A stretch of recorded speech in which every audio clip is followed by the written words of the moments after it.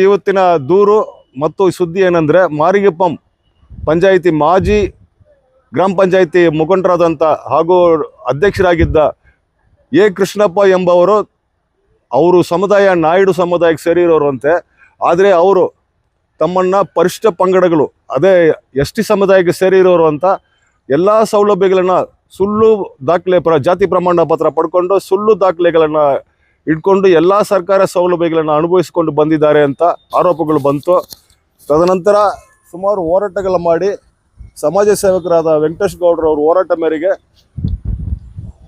ಮೇರೆಗೆ ಈಗ ಒಂದು ದಾರಿಗೆ ಬಂದು ಅವರು ನಾಯ್ಡು ಸಮುದಾಯಕ್ಕೆ ಸೇರಿರೋರು ಅಂತ ಜಿಲ್ಲಾ ಆಡಳಿತ ಅವ್ರ ಜಾತಿ ಪ್ರಮಾಣ ಪತ್ರವನ್ನು ರದ್ದುಪಡಿಸಲಾಗಿದೆ ಅಂತ ನಮಗೆ ಕಂಡು ಬಂದಿರೋದ್ರಿಂದ ವೆಂಕಟೇಶ್ ಗೌಡ ಅವ್ರ ಹತ್ರ ಒಂದು ಹೇಳಿಕೆಯನ್ನು ಪಡೆಯೋಣ ಅಂತ ಬಂದಿದ್ದೀವಿ. ಅವ್ರು ಏನು ಹೇಳ್ತಾರೆ ಅಂತ ನೋಡೋಣ.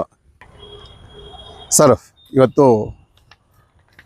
ಇವತ್ತೇನಕ್ಕೆ ಇಲ್ಲಿ ತಾಲೂಕು ವಿಧಾನಸೌಧ ಮುಂದೆ ನಿಂತಿದ್ದೀವಿ ಅಂತಂದರೆ, ಏನು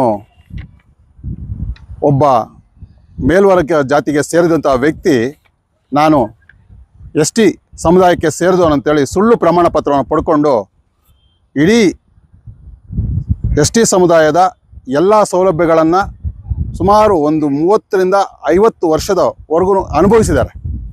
ಎಲ್ಲ ಸೌಕರ್ಯಗಳನ್ನ ಅನುಭವಿಸ್ಕೊಂಡು ಅಧಿಕಾರವನ್ನು, ಸಬ್ಸಿಡಿಗಳನ್ನು, ಕೊಳವೆಗಳನ್ನು, ಸೈಟ್ಗಳನ್ನು, ಮನೆಗಳಿಗೆ ಬರುವಂಥ ಎಲ್ಲ ಸೌಕರ್ಯಗಳನ್ನು ಆ ಮನುಷ್ಯ ಅನುಭವಿಸ್ಕೊಂಡಿದ್ದಾನೆ. ಇವತ್ತು ಏನು ಆ ಒಂದು ವ್ಯಕ್ತಿ ನಮ್ಮ ಮೇಲೆ ನಮಗೆ ಕೊಟ್ಟಂಥ ತೊಂದರೆಗಳನ್ನು, ನಮ್ಮ ಮೇಲೆ ಹಾಕಿದಂಥ ಅಟ್ರಾಸಿಟಿ ಕೇಸ್ ವಿಚಾರವಾಗಿ ನಾವು ಪರಿಶೀಲನೆ ಮಾಡಿದಾಗ ಈ ವ್ಯಕ್ತಿ ನಾಯ್ಡು ಸಮುದಾಯಕ್ಕೆ ಸೇರಿದಂಥ ವ್ಯಕ್ತಿ. ಯಾವ ರೀತಿ ನಾಯಕ ಸಮುದಾಯಕ್ಕೆ ಇವರಿಗೆ ಸಿಕ್ಕಿದ್ದಾರೆ? ಅವರು ಆಲ್ರೆಡಿ ಕೃಷ್ಣಪ್ಪ ನಾಯ್ಡು, ಅವ್ರ ತಂದೆ ಹೆಸರು ಅಪ್ಪಯ್ಯ ನಾಯ್ಡು ಅಂತ ಪತ್ರಿಕೆಗಳಲ್ಲೆಲ್ಲನೂ ಹಾಕಿ ಹಂಚಿದ್ದಾರೆ. ಬಟ್ ಆದರೆ ಇವರೀಗ ಏಕ್ದಮ್ಮು ಯಾವ ರೀತಿ ನಾಯ್ಡು ಸಮುದಾಯಕ್ಕೆ ಇವರು ನಾಯಕ ಸಮುದಾಯಕ್ಕೆ ಅಂತ ಹೇಳ್ಕೊಳ್ತಾ ಇದ್ದಾರೆ ಅಂತೇಳಿ ನಾವು ಪರಿಶೀಲನೆ ಮಾಡಿದಾಗ ವಿಷಯವಾಗಿ ಗೊತ್ತಾಗ ಅವರ ಶಾಲಾ ದಾಖಲೆಗಳನ್ನು ನಾವು ಪರಿಶೀಲನೆ ಮಾಡಿದ್ರೆ ಶಾಲಾ ದಾಖಲೆಗಳಲ್ಲಿ ಹಿಂದೂ ನಾಯ್ಡು ಅಂತೇಳಿ ದಾಖಲೆಗಳಿತ್ತು. ಈ ವಿಚಾರವಾಗಿ ನಮ್ಮ ಜಾತಿ ಪರಿಶೀಲನಾ ಸಭೆ ಜಿಲ್ಲಾಡಳಿತಕ್ಕೆ ನಾವು ಮನವಿ ಕೊಟ್ವಿ. ಆ ಮನವಿಯ ಪುರಸ್ಕರಿಸಿ ಜಿಲ್ಲಾಡಳಿತ ತನಿಖೆ ನಡೆಸಿದಂಥ ಸಂದರ್ಭದಲ್ಲಿ ಇವರ ಜಾತಿ ನಾಯ್ಡು ಅಂತೇಳಿ ಕಂಡು ಬಂದಿದೆ. ಅಂದರೆ ಇವತ್ತೇನು ಇವರು ಅನುಭವಿಸಿದಾರಲ್ಲ ಸರ್ಕಾರದ ಎಲ್ಲ ಸವಲತ್ತುಗಳನ್ನು, ಸುಮಾರು ಕೋಟ್ಯಾಂತರ ರೂಪಾಯಿ ಬೆಲೆ ಬಾಳುವಂಥ 4 ಎಕರೆ ಜಮೀನು ತೊಗೊಂಡಿದ್ದಾರೆ, 2 ಕೊಳವೆ ಬಾವಿಗಳನ್ನ ಹಾಕ್ಕೊಂಡಿದ್ದಾರೆ, ಸರ್ಕಾರದಿಂದ ಬಂದಂಥ ಸಬ್ಸಿಡಿಗಳನ್ನ ತೊಗೊಂಡಿದ್ದಾರೆ, ಅವರ ಮಕ್ಕಳ ಎಜುಕೇಷನನ್ನು ಸರ್ಕಾರದಿಂದ ಬಂದಂಥ ಅನುದಾನದಲ್ಲಿ ಓದಿಸಿದ್ದಾರೆ. ಇದು ಎಲ್ಲವನ್ನು ಸರ್ಕಾರ ಕೂಡಲೇ ಮುಟ್ಕೋಲು ಹಾಕ್ಕೋಬೇಕು. ಇಂಥ ವ್ಯಕ್ತಿಗಳ ವಿರುದ್ಧ ಕೂಡಲೇ ಕ್ರಿಮಿನಲ್ ಮೊಕದ್ದಮೆ ದಾಖಲಿಸಿ ಅವರನ್ನು ಬಂಧಿಸಬೇಕು. ಈ ಥರ ಮಾಡಿದಂಥ ಸಂದರ್ಭದಲ್ಲಿ ತುಳಿತಕ್ಕಳ ಸಮಾಜಕ್ಕೆ ಸಿಗಬೇಕಾಗಿರೋ ಸವಲತ್ತುಗಳು ಆ ಸಮಾಜಕ್ಕೆ ಸಿಗ್ತದೆ. ಇವರು ರಾಜಕೀಯ ಬಲವನ್ನು, ಇವರ ಹಣಬಲವನ್ನು ಉಪಯೋಗ ಮಾಡಿಕೊಂಡು ಇವರು ಬದುಕ್ತಾ ಇರೋದನ್ನು ಕೂಡಲೇ ತಡೆಯೋದಕ್ಕೆ ಒಂದು ದಾರಿ ಆಗ್ತದೆ. ಕೂಡಲೇ ನಮ್ಮ ಜಿಲ್ಲಾಡಳಿತ ಇಂಥ ವ್ಯಕ್ತಿಗಳ ವಿರುದ್ಧ ಕ್ರಿಮಿನಲ್ ಮೊಕದ್ದಮೆ ದಾಖಲಿಸಿ ಅವರನ್ನು ಬಂಧಿಸಬೇಕಂತ ಈ ಮುಖಾಂತರ ಮನವಿ ಮಾಡ್ತಾ ಇದ್ದೀನಿ. ಈ ದೂರು ಕೊಡೋಕ್ಕೆ ಕಾರಣ ಏನಾಗಿದೆ ಅಂದರೆ, ನಗರಸಭೆ ಅಂಗಡಿ ವಿಚಾರವಾಗಿ ರಾಜಪ್ಪ ಅವರ ವಿರುದ್ಧ ಇವರು ಗಲಾಟೆಗಳು ಮಾಡ್ಕೊಳ್ತಾ ಇದ್ರು. ಆವತ್ತಿನ ದಿವಸ ನಾನು ಅದೇ ದಸ್ತೆಯಲ್ಲಿ ಹೋಗ್ತಾ ಇದ್ದೆ. ನಾನೊಬ್ಬ ಸಮಾಜ ಸೇವಕನಾಗಿರೋದ್ರಿಂದ ಏನ್ರಿ ರಾತ್ರಿ 9 ಗಂಟೆ ಗಲಾಟೆ ಮಾಡ್ಕೊಳ್ತಾ ಇದ್ದೀರಾ, ಏನಕ್ಕೆ ಅಂತ ಅಲ್ಲಿ ಹೋಗಿ ಹೇಳಿದಾಗ ಈ ವ್ಯಕ್ತಿ ಒಂಥರ ಯಾರೋ ನೀನು ಬರೋದಕ್ಕೆ ಹೋಗೋ ಅಂತೇಳಿ ಒಂದು ಈ ರೀತಿಯಾಗಿ ಮಾತಾಡಿದ್ರು. ಆದರೆ ಅವತ್ತು ನಾನು ಪೊಲೀಸ್ ಇಲಾಖೆಗೆ ಮಾಹಿತಿ ಕೊಟ್ಟೆ, ಈ ಥರ ಗಲಾಟೆ ಆಗ್ತದೆ ಅನ್ನೋ ಕಲಿಸಿ ಅವ್ರ PC ಗಳನ್ನ ಕಳಿಸಿ ಅಲ್ಲಿ ಕಳಿಸಿದ್ರು. ಆದರೆ ಈ ಮನುಷ್ಯ ಮಾನ್ಯ ದಿವಸ ಬೆಳಗ್ಗೆ ನನ್ನ ವಿರುದ್ಧನೂ ಸೇರಿಸಿ ಆನಷ್ಟಪೇಟೆ ಪೊಲೀಸ್ ಸ್ಟೇಷನಲ್ಲಿ ಒಂದು ಕಂಪ್ಲೇಂಟ್ ನಾಲ್ ಮಾಡ್ತಾರೆ. ನನ್ನನ್ನು ಒಬ್ಬ ದಲಿತ ಅಂತೇಳಿ ಹೀನಾಯವಾಗಿ ಬೈದರು ಅಂತೇಳಿ ಯಾವುದೋ ಒಂದು ಮಾತುಗಳನ್ನ ಸೇರಿಸಿ ಅಲ್ಲಿ ತನಿಖೆ ಮಾಡಬೇಕು ಅಂತ ಅವರು ಕಂಪ್ಲೇಂಟ್ ಕೊಡ್ತಾರೆ. ಆ ಕಂಪ್ಲೇಂಟ್ ಕೊಟ್ಟಂಥ ಸಂದರ್ಭದಲ್ಲಿ ಆನಷ್ಟಪೇಟೆ ಪೊಲೀಸ್ ಇಲಾಖೆ ಆಗಿರ್ಬೋದು, ರಾಬರ್ಷನ್ಪೇಟೆ ಸರ್ಕಲ್ ಇನ್ಸ್ಪೆಕ್ಟರ್ ಆಗಿರ್ಬೋದು, DYSP ಆಗಿರೋ SP ಅವರು ಅದನ್ನು ತನಿಖೆ ಮಾಡಿ, ಇಲ್ಲ ಇವ್ರು ಮಾಡ್ತಾ ಇರೋ ಸುಳ್ಳಾಪವಾದ, ನಾವೇನೋ ಇವ್ರಿಗೆ ಕೊಡೋಕ್ಕಾಗೋದಿಲ್ಲ ಅಂತೇಳಿ ಅವರು ಅದನ್ನು ಯಾವುದೇ ರೀತಿ ಕ್ರಮ ತಗೊಳ್ಳೋದಿಲ್ಲ. ಅಂಥ ಸಂದರ್ಭದಲ್ಲಿ ಇವರು ADGP ಬೆಂಗಳೂರಿಗೆ ಒಂದು ಪತ್ರನ ಬರೀತಾರೆ. ನನ್ನ ವಿರುದ್ಧವಾಗಿ ಈ ಥರ ಸುಳ್ಳು ಆಪಾದನೆ ಮಾಡಿದ್ದಾರೆ, ಇವ್ರ ವಿರುದ್ಧ ಕ್ರಮ ಕೈಗೊಳ್ಳಬೇಕು, ಇವರು ಬಂದುಬಿಟ್ಟು ನಮ್ಮ ಅಂಗಡಿನ ಇದು ಮಾಡ್ತಾ ಇದ್ದಾರೆ ಅಂತೇಳಿ ಅವರು ಒಂದು ಕಂಪ್ಲೇಂಟ್ ಬರೀತಾರೆ. ಆವಾಗ ನನ್ನ ಹೆಸರನ್ನು ಸೇರಿಸಿ ಬರೀತಾರೆ. ADGPಯಿಂದ ಒಂದು ತನಿಖೆ ಮಾಡಿ ವರದಿ ಕೊಡಿ ಅಂತ ಕೇಳಿದಾಗ BRC ಸೆಲ್ ಕಡೆಯಿಂದ ಬಂದಂಥ ಒಬ್ಬ ಸರ್ಕಲ್ ಇನ್ಸ್ಪೆಕ್ಟರ್ ಆದಂಥ ರವಿಕುಮಾರ್ ಅವರು ಇದನ್ನು ವರದಿ ಮಾಡಿ ADGP ಕಳಿಸ್ತಾರೆ. ADGP ಅವ್ರು ಏನು ಹೇಳ್ತಾರೆ, ಇದನ್ನು ತನಿಖೆ ಮಾಡಿ ವರದಿ ಕೊಡಿ ಅಂತ ಹೇಳಿರೋದು. ಆ ವರದಿನ ಇಟ್ಕೊಂಡು ಇವ್ರ ಮೇಲೆ FIR ಮಾಡಬೇಕು ಅಂತೇಳಿ ನಮ್ಮ ಮೇಲೆ FIR ಮಾಡೋದಕ್ಕೆ ಆಂಡರ್ಸ್ಪೇಟೆ ಪೊಲೀಸ್ ಸ್ಟೇಷನ್ SP ಗೆ ಬರೆದು ಆಂಡರ್ಸ್ಪೇಟೆ ಪೊಲೀಸ್ ಸ್ಟೇಷನ್ ನಮ್ಮ ಮೇಲೆ 3ನೇ ತಿಂಗಳಲ್ಲಿ FIR ಆಗುತ್ತೆ. FIR ಆಗಿದ ತಕ್ಷಣ ನಮ್ಗೊಂದು ಸಂದೇಹ ಆಗ್ತದೆ, ಇವಾಗ ವ್ಯಕ್ತಿ ನಾಯ್ಡು ಆಗಿರೋನು ಯಾವ ರೀತಿ ST ಸಮುದಾಯಕ್ಕೆ ಬರ್ತದೆ ಅಂತೇಳಿ ನಾವು ಕೂಲಂಕುಷವಾಗಿ ಪರಿಶೀಲನೆ ಮಾಡಿದಂಥ ಸಂದರ್ಭದಲ್ಲಿ ಇವರ ಶಾಲಾ ದಾಖಲೆಗಳನ್ನು ಪಡ್ಕೊಂಡು, ಮಾಹಿತಿ ಹಕ್ಕಲ್ಲಿ ಶಾಲಾ ದಾಖಲೆಗಳನ್ನ ಪಡ್ಕೊಂಡು ನೋಡಿದಾಗ ಅವರು ಹಿಂದೂ ನಾಯ್ಡು ಅಂತೇಳಿ ಶಾಲಾ ದಾಖಲೆಗಳಲ್ಲಿ ನಮೂದಾಗಿರ್ತದೆ. ಆದ್ರೂ ಅವ್ರಿಗೆ ಯಾವ ರೀತಿ ST ಸರ್ಟಿಫಿಕೇಟ್ ಸಿಕ್ಕಿದೆ ಅಂತ ನಮ್ಗೆ ಗೊತ್ತಾಗಲಿಲ್ಲ. ಅಂಥ ಸಂದರ್ಭದಲ್ಲಿ ಇದನ್ನು ಜಿಲ್ಲಾ ಜಾತಿ ಪರಿಶೀಲನಾ ಸಮಿತಿಗೆ ಈ ಮನವಿಗಳನ್ನೆಲ್ಲ ನಾವು ಮತ್ತು ಸಮಾಜ ಸೇವಕರಾದಂಥ ಹೂವಳ್ಳಿ ಪ್ರಕಾಶಣ್ಣನವರು ಸೇರಿ ಮಾಹಿತಿನ ಕೊಡ್ತೀವಿ.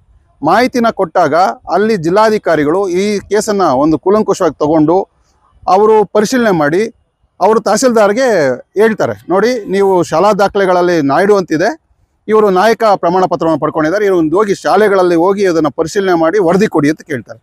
ಅವರು ನಾವು ಕೊಟ್ಟಂಥ ಶಾಲೆಗಳಿಗೆ ನೇರವಾಗಿ ತಹಸೀಲ್ದಾರ್ ಅವರು ಹೋಗಿ ಪರಿಶೀಲನೆ ಮಾಡಿ ಜಿಲ್ಲಾಧಿಕಾರಿಗೆ 7ನೇ ತಿಂಗಳಲ್ಲಿ ಒಂದು ವರದಿ ಕೊಡ್ತಾರೆ. ಈ ಥರ ಬಂದುಬಿಟ್ಟು ಅವರು ನಾಯ್ಡು ಅಂತೇಳಿ ಎಲ್ಲ ಶಾಲಾ ದಾಖಲೆಗಳಲ್ಲಿ ದಾಖಲೆ ಇದೆ, ಇವರು ನಾಯಕ ಸರ್ಟಿಫಿಕೇಟ್ ತೊಗೊಂಡಿದ್ದಾರೆ, ಇಂಥ ದಿವಸ ತೊಗೊಂಡಿದ್ದಾರೆ. ಆ ದಾಖಲೆಗಳನ್ನ ನಮ್ಮಲ್ಲಿ ಪರಿಶೀಲನೆ ಮಾಡಿದಾಗ ನಮ್ಮಲ್ಲಿ ಯಾವುದೇ ದಾಖಲೆಗಳಿಲ್ಲ, ಆದರೆ ಇವರು ನಾಯ್ಡು ಅಂತ ತಗೋಬೇಕಾಗಿತ್ತು, ಆದರೆ ನಾಯಕ ಅಂತ ತಗೊಂಡಿದ್ದಾರೆ, ಇದು ತಗೊಂಡಿರೋದು ಸುಳ್ಳು ಅಂತೇಳಿ ವರದಿ ಕೊಡ್ತಾರೆ. ಆ ವರದಿಯನ್ನು ಆಧರಿಸಿ ಜಿಲ್ಲಾ ಜಾತಿ ಪರಿಶೀಲನಾ ಸಮಿತಿಯು ಒಂದು ಆದೇಶವನ್ನು ಹೊರಡಿಸ್ತದೆ. ಸೆಪ್ಟೆಂಬರ್ 24ನೇ ತಾರೀಕು ಒಂದು ಆದೇಶ ಹೊರಡಿಸಿದೆ. ಈ ಜಾತಿ ಏನು ಕೃಷ್ಣಪ್ಪ ಅವರು ಪಡೆದಿರುವಂತಹ ಜಾತಿ ಪ್ರಮಾಣ ಪತ್ರವನ್ನು ರದ್ದುಪಡಿಸಿ ಇವರು ನಾಯಕ ಜನಾಂಗಕ್ಕೆ ಸೇರಿಲ್ಲ, ಇವರು ನಾಯ್ಡು ಜನಾಂಗಕ್ಕೆ ಸೇರಿರೋರು, ಕೂಡಲೇ ಇವರ ವಿರುದ್ಧ ಕ್ರಿಮಿನಲ್ ಮೊಕದ್ದಮೆ ದಾಖಲಿಸಿ ಇವರು ಪಡೆದಿರುವಂಥ ಸರ್ಕಾರಿ ಸೌಲಭ್ಯಗಳನ್ನು ಹಿಂಪಡಿಬೇಕು ಅಂತ ಹೇಳಿದೆ. ಆ ಒಂದು ಕಾರಣದಿಂದ ನಾವು ಇಲ್ಲಿ ಏನು ಹೇಳ್ತಾ ಇದ್ದೀನಿ, ಒಂದು ಹೇಳಿಕೆ ಕೊಡ್ತಾ ಇದ್ದೀನಿ ಅಂದರೆ, ಈ ಥರ ಬಲಾಢ್ಯರು, ರಾಜಕೀಯ ನಿಪುಣರು, ರಾಜಕೀಯ ತಂತ್ರಗಾರರು, ರಾಜಕೀಯ ಹಿರಿಯ ರಾಜಕಾರಣಿಗಳು ಇವ್ರಿಗೆ ಸಪೋರ್ಟ್ ಇಡ್ತಾರೆ. ಇಂಥ ವ್ಯಕ್ತಿಗಳು ಅಧಿಕಾರದ ಆಸೆಗೆ, ಹಣದ ಆಸೆಗೆ, ಅಥವಾ ಇವರ ಒಂದು ಇದಕ್ಕೆ, ಇವರು ಬದುಕೋದಕ್ಕೆ, ಇವರ ಮಕ್ಕಳೆಲ್ಲ ಚೆನ್ನಾಗಿ ಬದುಕೋದಕ್ಕೋಸ್ಕರಾಗಿ ಕೆಳವರ್ಗದ ಅಂದರೆ ST ಸಮುದಾಯಕ್ಕೆ ಸಿಗಬೇಕಾಗಿರೋ ಸವಲತ್ತುಗಳನ್ನೆಲ್ಲ ಇವರು ಪಡ್ಕೊಂಡಿದ್ದಾರೆ. ಇವತ್ತು ಆ ಮನುಷ್ಯ ಸುಮಾರು ಅಂದ್ರೂ ಒಂದು 3 ರಿಂದ 4 ಕೋಟಿಯಷ್ಟು ಅನುದಾನವನ್ನು ST ಸಮುದಾಯಕ್ಕೆ ಸಿಗಬೇಕಾಗಿರೋ ಅನುದಾನವನ್ನು ಇವರು ಪಡ್ಕೊಂಡಿದ್ದಾರೆ.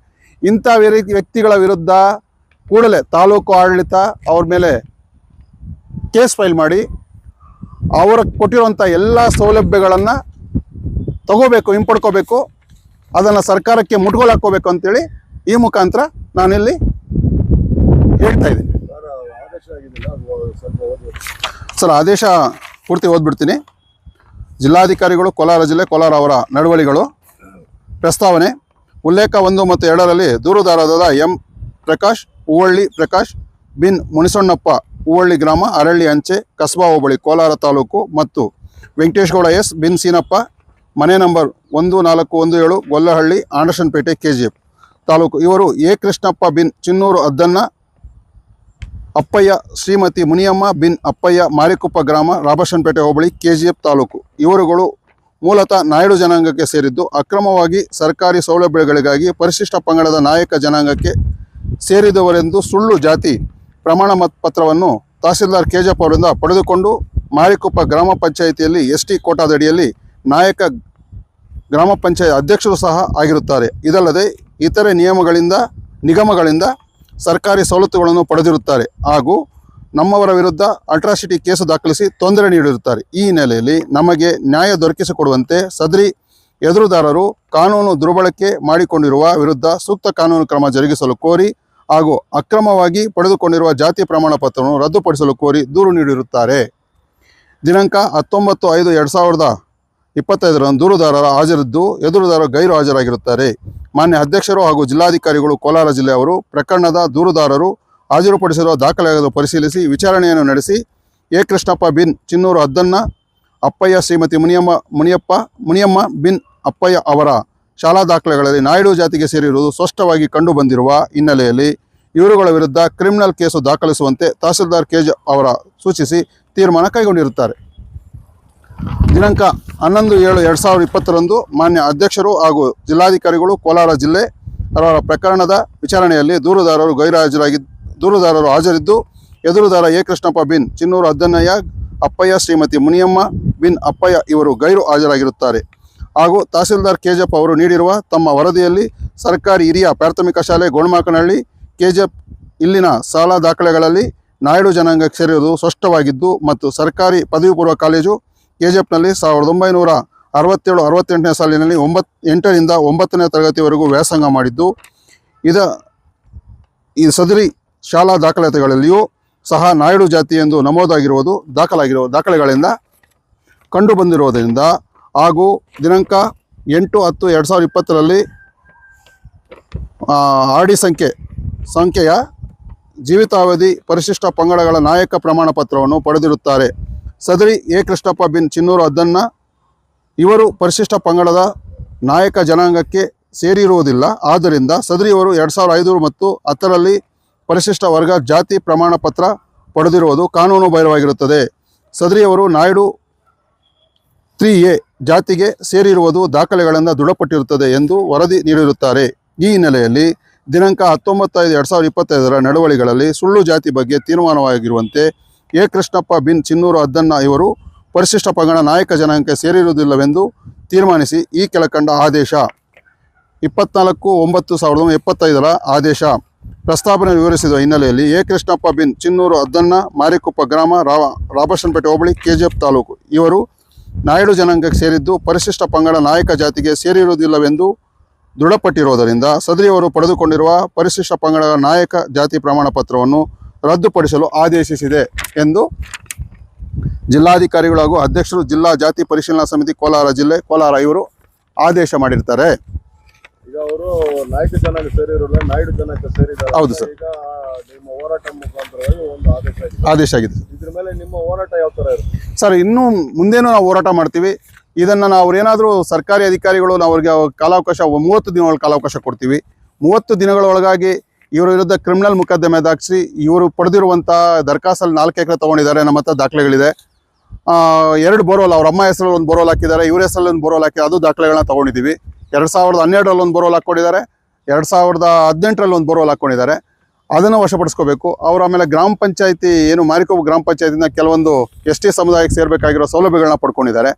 ಇವೆಲ್ಲವನ್ನು ಇವರು ಗ್ರಾಮ ಪಂಚಾಯತಿಯವರಾಗಿರ್ಬೋದು, ತಾಲೂಕು ಆಡಳಿತ ಆಗಿರ್ಬೋದು, ಇದಕ್ಕೆ ಸಂಬಂಧಪಟ್ಟ ಸಮಾಜ ಕಲ್ಯಾಣ ಇಲಾಖೆ ಆಗಿರ್ಬೋದು, ಇದೆಲ್ಲವನ್ನು ವಶಪಡಿಸ್ಕೊಂಡಿಲ್ಲ ಅಂದರೆ ನಾವು ಹೈಕೋರ್ಟ್ಗೆ ರಿಟ್ ಪಿಟಿಷನ್ ಅಂತೂ ಖಂಡಿತ ಹೋಗ್ತೀವಿ ಸರ್. ಯಾಕೆಂದರೆ ಇದು ಒಂದು ಜನಾಂಗಕ್ಕೆ ಸೇರಬೇಕಾಗಿರೋದು. ಅವರು ತುಳಿತಕ್ಕೊಳಪಟ್ಟವರು, ಅವರು ಕೆಳವರ್ಗದಲ್ಲಿರೋರು ಸಿಗಬೇಕಾಗಿರೋದನ್ನು ಈ ಬಲಾಢ್ಯರು, ರಾಜಕೀಯ ಪ್ರಭಾವಕ್ಕೊಳಗಾಗಿರೋರು, ರಾಜಕೀಯದಲ್ಲಿ ಇವರು ಮುಂದಾಳತ್ವದಲ್ಲಿರೋರು, ಇವರಿಗೆ ಹಿರಿಯ ರಾಜಕಾರಣಿಗಳ ಸಾಥು ಸಹ ಇದೆ. ಅವರೆಲ್ಲರೂ ಸಪೋರ್ಟ್ ಮಾಡಿ ಇವರನ್ನ ಒಂದು ಏನು ಗ್ರಾಮ ಪಂಚಾಯತಿ ಅಧ್ಯಕ್ಷರುಗಳಾಗಿದ್ದವರು ಇವರು ಬಲಾಢ್ಯರು ಇವರೆಲ್ಲ ಅನುಭವಿಸ್ತಾರೋ ಅಂತ ಕೂಡಲೇ ಇದಕ್ಕೆ ಸಂಬಂಧಪಟ್ಟಿರೋದು ಎಲ್ಲವನ್ನೂ ವಶಪಡಿಸ್ಕೋಬೇಕು. ಮತ್ತು ಅವರ ಮಕ್ಕಳಿಗೆ ಕೊಟ್ಟಿರುವಂಥ SC ಏನು SC ಸರ್ಟಿಫಿಕೇಟ್ ಏನು ಕೊಟ್ಟಿದ್ದಾರೆ, SC ಸರ್ಟಿಫಿಕೇಟು ಅದನ್ನು ವಜಾಪಡಿಸ್ಕೋಬೇಕು. 3 ಜನ ಮಕ್ಕಳಿದ್ದಾರೆ. ಇವ್ರ ಅಣ್ಣ ಸಹ ಅವ್ರ ಅಣ್ಣನ ಮಕ್ಕಳು, ಇವ್ರ ತಮ್ಮನ ಮಕ್ಕಳಿಗೆ ಕೊಟ್ಟಿರೋ ಎಲ್ಲ ದಾಖಲೆಗಳನ್ನು ಕೂಡಲೇ ವಶಪಡಿಸ್ಕೋಬೇಕು. ವಶಪಡಿಸ್ಕೊಂಡಿಲ್ಲ ಅಂತಂದರೆ ಇದು ಉಗ್ರವಾದ ಹೋರಾಟವನ್ನು ನಾವು ಇನ್ನೂ ಕೆಲವೊಂದು ದಲಿತ ಸಂಘಟನೆಗಳನ್ನ ಸೇರಿಸ್ಕೊಂಡು ನಾವು ಮಾಡೋದಕ್ಕೆ ರೆಡಿ ಇದೀವಿ ಸ್ವಾಮಿ.